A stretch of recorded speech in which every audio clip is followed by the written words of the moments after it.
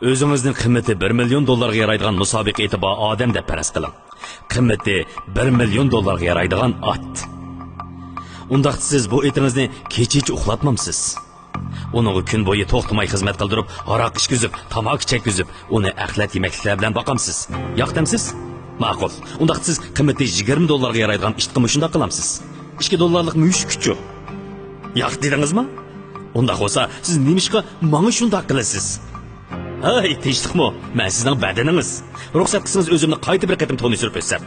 Men sizning izchil ichingiz yashab kelayotgan oilangiz. Meningcha birga o'sib cho'ng bo'lganimiz cho'qim yodingizda bor. Men ikkimizning munosabatini unutib qolganingizni sezgachga sizga bu xatni yozyapman. Men qilgan ishlaringizga qarab to'limi umidsizlandim. Siz pul tepish uchun salomatligimni qurbon qildingiz. Bu qilganingiz faqat qamlashmadi. Chunki agar men og'rib qolsam, u topgan pullaringizni meni davolatishga xashlaysiz. To'g'ri, meni davolatishga. Texmi masxaralik bo'lg'ini. Siz ko'z oldingizga foydalini ko'rib, ishning haqiqatini ko'rmadingiz. Bu yerdagi haqiqat shuki, mening qiymatim milliard dollardan oshadi. Gapimga ishonmayapsiz? Ma'qul, endi sizga isbotlab beray. Navoda biroz million dollarlik chekdan birini ko'tarib oldingizga kelib, buni tuting deb uni qo'lingizga bersa, ondan men bu pulga ko'rish quvvatingizni seta olaman, lekin bundan keyingi hayotingizda quyosh nurini hargiz ko'rolmaysiz desa, siz so'dilishga unamsiz. Ma'qul, endi sizga texmi cho'ngroq misol keltirib beray. Agar u odamning qo'lida 10 million dollarlik chekdan birisi bo'lib, bu pulni olsangiz put qo'lingizdan umrlik mahrum bo'lasiz desa, siz bunga unamsiz. O'rningizda bularga men javob beray. Siz cho'qim yo'q deysiz. Yo'qirqilar intayin ahmoqona tanlashlardir. Chunki badaningizning, ya'ni mening qiymatimni o'yinchilik pul bilan o'lchagili bo'lmaydi. Endi men yurakdan boshlab so'zlab o'tay.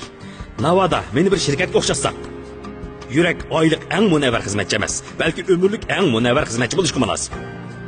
Chunki siz odam sifatida yashagan butkul hayotlik faoliyati jarayonida yuragingiz xizmat qilishdan 1 sekundni to'xtab qolmaydi. Hatto siz uxlagan chog'dami u yanni so'qishdan to'xtamay, har kuni, har minut, har sekund siz uchun armay xizmat qiladi. Hozir o'ylab baqsam, menga bir qatim rahmat deb vaqtingizni bilmaydi ekanman. Men sizga qo'pol tegmoqchi emas. Faqat siz menga ko'proq ko'ngil bo'lishgan deyman. Bilaman, do'stlar chamrikiga rasm yo'llaganda boshqalarga amalni boricha meni mukammal ham chiroyli qilib ko'rsatganingiz keladi. Lekin hammamizning xabarimiz bor. Siz meni menga xizmat qilish haqli deb o'ylaysiz. Hozirni bir fursat deb bilim.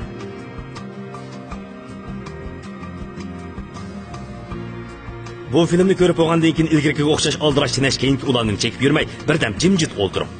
Bu yerda faqat ikkimizla bor. Qo'lingizni ko'ksingizga qo'yib, rahmat sana odam. Yuragingizga, ko'zingizga, putingizga, bilaklaringizga, yomish ishlatgan bir cho'p qo'lingizga rahmat ayting.